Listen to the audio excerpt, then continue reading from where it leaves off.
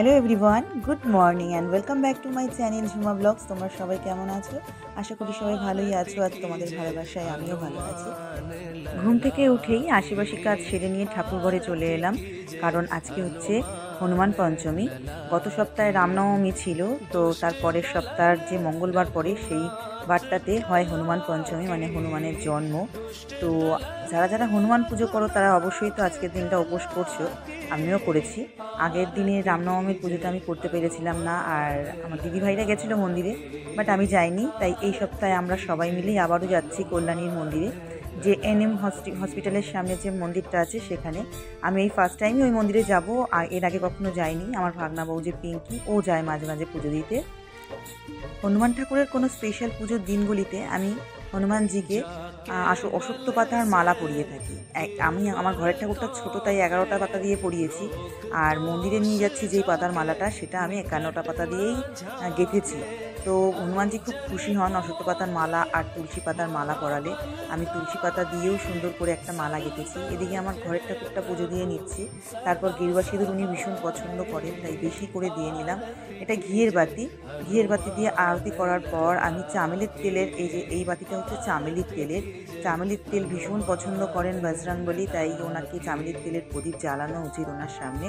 তারপর ওনার আরতি সেরে নিয়ে ভেবেছিলাম রান্না করে রেখে মন্দিরে যাব পুজো দিতে, বাট অনেকটা লেট হয়ে গেছে বাড়ির পুজো দিতে, ঠাকুরের সমস্ত কিছু গোছাতে, তার জন্য আর রান্নাটা করতে পারলাম না, এসেই করব। প্রচণ্ড গরম পড়ে যাচ্ছে, যত বেলা বাড়বে ততই গরম আরও বাড়বে, এটা ভেবে আমরা তাড়াতাড়ি বেরিয়ে পড়ব। তো যাই হোক, আমার ঘরের পুজো সম্পূর্ণ হয়ে গেছে। এবার গুছিয়ে নিচ্ছি সব কিছু, যাবো মন্দিরে। তারপর মন্দির থেকে পুজো দিয়ে এসে বাড়ির রান্না সারবো। এদিকে আমি সব গুছিয়ে নিয়েছি মন্দিরের জন্য, পানের গোছা, তারপর অশ্বত্থর পাতার মালা, তুলসী পাতার মালা, তারপর ফুল অঞ্জলি দেবো বলে, তারপর লাড্ডু, ফল মূল সব কিছু নিয়ে, ধূপকাঠি মোমবাতি সব গুছিয়ে নিয়ে একটা ব্যাগে ভরে নিলাম। এরপর আমি রেডি হয়ে গেছি, এবার আমরা বেরিয়ে পড়েছি। প্রচণ্ড গরম পড়েছে, সবাই ছাতা নিয়েছি। এরপর টোটো করে, আমাদের যে মোড়ের মাথা সেখান থেকে টোটো ধরলাম, টোটো করে একদম ডাইরেক্ট মন্দির। তো দেখো, বাইরের রৌদ্র দেখলেই বুঝতে পারবে কতটা কষ্ট রাস্তায় বেরোলে, আরও যারা রাস্তায় চলে তাদের কত কষ্ট। তো চলে এসেছি আমরা বজরংবলী মন্দিরে। এই যে এখানে এই প্রথম এলাম আমি, এর আগে কখনো আসিনি, কিন্তু এখানে নাকি প্রচুর ভিড় হয় এই মন্দিরে এবং ভীষণ ভালো পুজো হয় এটা শুনেছিলাম। এখানে এসে যখন আমি পুজো দিলাম তখন পুরো আত্মাটা সন্তুষ্ট হয়ে গেল, এত সুন্দরভাবে পুজো হলো।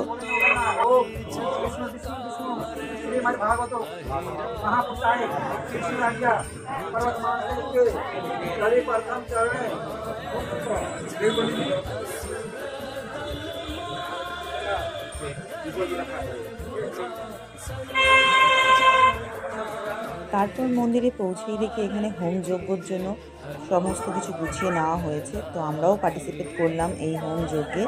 এর আগে আমি শুনেছি হোম হয়, কিন্তু কোনোদিনও হোমে বসিনি, আজ প্রথমবার বজরংবলীর হোমে বসেছি। ভীষণ সুন্দর লাগলো আমার এই হোম যজ্ঞে বসে।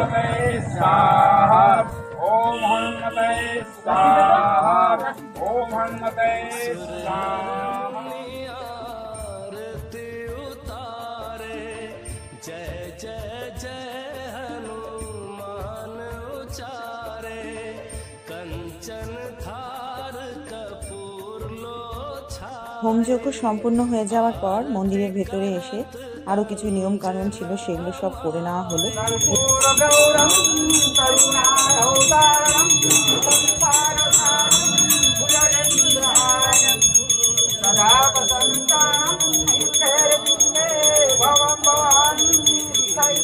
এরপর আরতির থালাটা গুছিয়ে নিচ্ছে, আরতি হবে।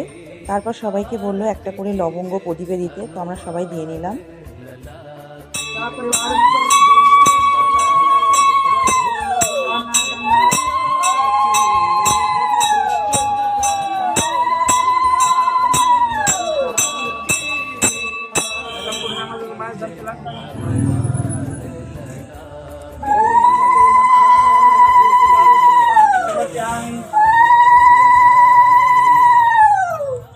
আমি যে মালাগুলো গেঁথে এনেছিলাম অশ্বত্থ পাতা, তুলসী পাতার, ব্রাহ্মণ সেগুলো ঠাকুরকে পরিয়ে দিল। আর যারা যারা সংকল্প নিয়েছিল পুজো করেছে তাদের সবার হাতে এই ডলি বেঁধে দেয়।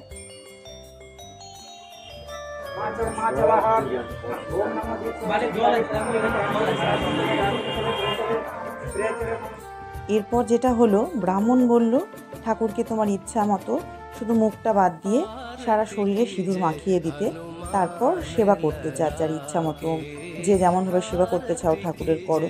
কিন্তু আমি এখনও পর্যন্ত জানতাম বজরংবলী বৈষ্ণব, তাই তাকে ছোঁয়া যায় না, কোনো মহিলারা তাকে ছোঁয় না। আমি এর আগেও মাদ্রাল মন্দিরে পুজো দিতে গেছি, সেখানেও ঠাকুর ছুঁতে দেওয়া হয় না। কিন্তু এখানে এসে শুনলাম ব্রাহ্মণ বললেন যে অবশ্যই পারবে, কেন পারবে না। তারপর আমার ইচ্ছা মতো আমি ঠাকুরের সেবা করলাম। তারপর আমরা আরতি টারতি করে মন্দির থেকে বেরিয়ে আসলাম। রেলগেটে এসে দাঁড়িয়েছি। এখানে ট্রেনের জন্য গেট পড়েছে, পরপর 3টে ট্রেন পাস হলো, একটা মালগাড়ি পাস হলো। মানে এতটা টাইম এখানে আমরা দাঁড়িয়ে আছি, সবাই পুরো অস্থির হয়ে যাচ্ছে। তারপর বাড়িতে আসলাম, এসে যে ধ্বজাটা আমি মন্দির থেকে নিয়ে এসেছি সেটা আমি বাড়িতে টাঙিয়ে নিলাম। আমি প্রত্যেক বছর রামনবমীর দিন ধ্বজা টাঙাই। এবার রামনবমীর পুজোটা করতে পারিনি বলে আমি হনুমান পঞ্চমীতে ধ্বজাটা টাঙাচ্ছি। ব্রাহ্মণ বলেন মন্দির থেকে পুজো দিয়ে এসেই এই ধ্বজাটা টানিয়ে নিতে, আর ধ্বজাটা এমন জায়গায় টানাতে একদম যেন বাড়ির ওপরে ধ্বজাটা ওপরে ওড়ে। তো আমি সেই কথা মতো সেটাই করেছি। তো ভিডিওটা আমার এতটাই। ভিডিওটা ভালো লাগলে like, comment, share and subscribe করো। তোমাদের সাথে দেখা হবে আবার নেক্সট ব্লগে। ততক্ষণের জন্য টাটা, বাই বাই। চ্যানেলটা সাবস্ক্রাইব করে দিও।